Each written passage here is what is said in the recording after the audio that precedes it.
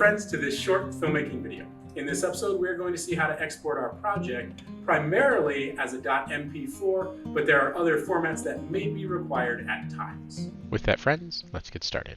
We're done. We have finally edited our clip down. We've gotten rid of the ums and ahs. We have changed the audio output so that it's normalized across all of the clips. We have color corrected everything, and we're ready to export this as our project. There are two ways to export our project. I'm going to show you the first one in this video, and the second one in the next video. If we want to export it through Premiere Pro itself, we're going to come up here, click File, Export Media. Now, weirdly, this might be grayed out for you, which happens a lot. If you had any other window other than your timeline selected, so there's my blue around program, or if I was in here with my project window, or I was watching from the source, whatever. If my blue line is not around my sequence, when I come up here to File, Export, it's grayed out. I can't do it. It's like, what's going on? Premiere Pro needs to know what sequence you're exporting. Right now, we only have one sequence open, but later on in the course, we're going to have 3 or 4. You could have hundreds of different sequences open, and Premiere Pro needs to know which one do you want me to export. So make sure your blue box is around your timeline. And we come up here, File, Export, Media, and it'll pop up. So we get our settings here. So the quick version is that we want our format to be H.264. If you twirl this down, you can see there's a whole bunch of different things that we could look for. The H.264 is going to give us a .mp4 file, which is what is the universally accepted. That's what we want to use. There's a couple others, and I'll go through that in the next video. But for now, we're looking at H.264. Click OK. Weirdly, to get an MP4, we're not doing this MPEG-4. That's a totally different thing. Let's see if I click on that.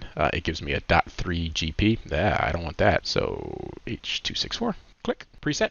Match source high bitrate. That's going to give you good quality video for our MP4. Leave everything else alone. The other thing you might want to change here is the output name, and you do that by clicking on these blue words. Clicking on those blue words brings up the option to change our file name as well as its location. So I'm going to change this to, I'm doing this on August 22nd, and this is V1. It's quite often that you'll have multiple versions once your teachers see it and say, well, we're going to do some feedback and we're going to make some corrections. So then that would be V2, or a client. Well, it's quite possible to have V2, V3. Never call it final version. That's the kiss of death for your programs. Some of you are laughing because you've done it. You've had final 1, final version 2, final version, final what? Just call it version 1, version 2, version 3. And you can also choose where it goes. I'm going to choose to put it in my renders folder right here. You can see there are the other ones that we've been working on. Click Save, and then hit Export.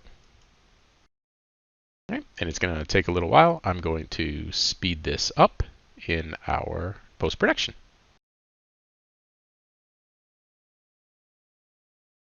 All right, we're back. I love the estimated time. 1 minute, could be a minute, could be 12 minutes, could be 30 seconds. Like it's never right.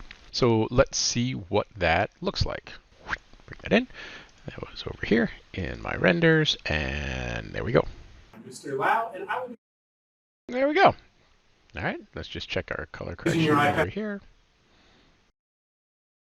Yeah, it's pretty good. In looking at the details, you can see that I have an MP4 video, and it is 517 kilobytes, so roughly half a gig, which is still small compared to the other file type, which is a .mov, which we will get into in the next video.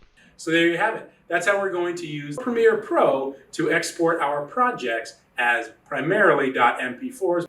That's it for this episode, and we'll see you in the next one.